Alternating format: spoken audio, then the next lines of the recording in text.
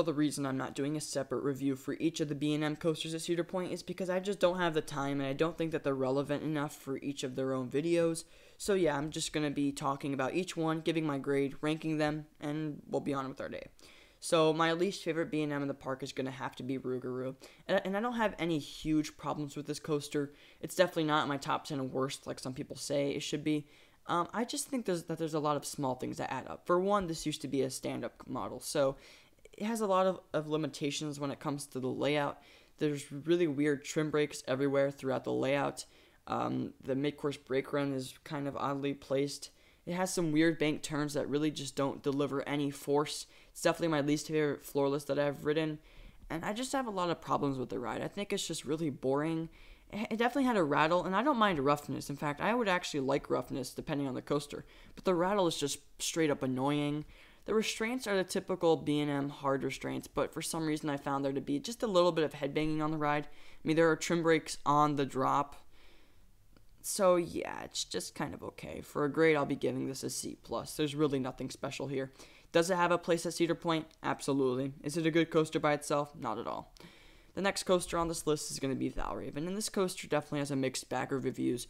I mean, is it the best dive coaster? Probably, but it's also a dive coaster, and that's not really a problem. It's just it's kind of limited.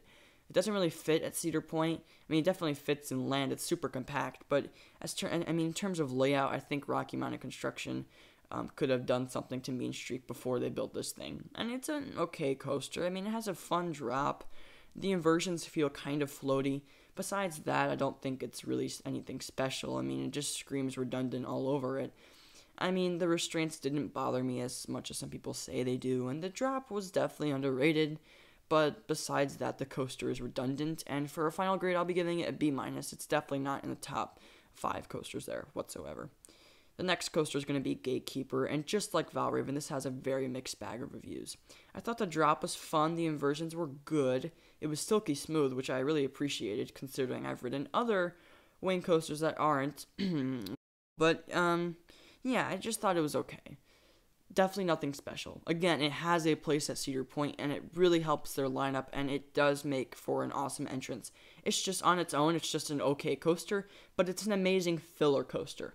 My problems with the ride is that there are like 2 or 3 redundant moments, a couple of inversions that just felt kind of dead to me. So yeah, a couple of just places where it could have been a little bit better. I would probably give this like a B. For the next coaster on the list, we're going to be looking at Raptor, and this is by far the best B&M coaster at Cedar Point.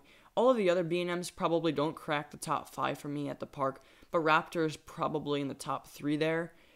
Yes, I know that's a really unpopular opinion. Please just don't kill me in the comment section. I like Raptor a lot. It's super intense. The elements are super snappy. The drop is pretty cool. I don't know why I like the drop so much. For some reason, the restraints on this coaster didn't clamp down on me at all, like in a good way. So the entire ride, I felt like I was going to fly out. It was really awesome. The inversions just, I mean, you feel like you're being dragged through the inversions, because all these other B&M coasters, not only at Cedar Point, but really just most B&M loopers, you feel like you're floating through the inversion, whereas these old school B&M inverts, you feel like someone is just pulling you through just through these aggressive inversions. It's really impressive, and I like it. It was the first unique B&M invert in America, and I think it's a very fun addition, and it definitely has a great place at Cedar Point. For a final grade, I'll be giving this an A-, and I know how unpopular that opinion is, but you're just going to have to deal with it or dislike the video, because I think that this coaster is amazing.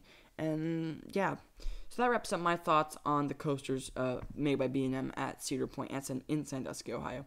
I definitely think that it has a good B&M lineup. It's definitely not the best, but they do have a lot of good coasters there that are filler. I mean, all 4 of these coasters, I mean, I was going to say 3, but really 4, I mean, all 4 of these coasters are filler.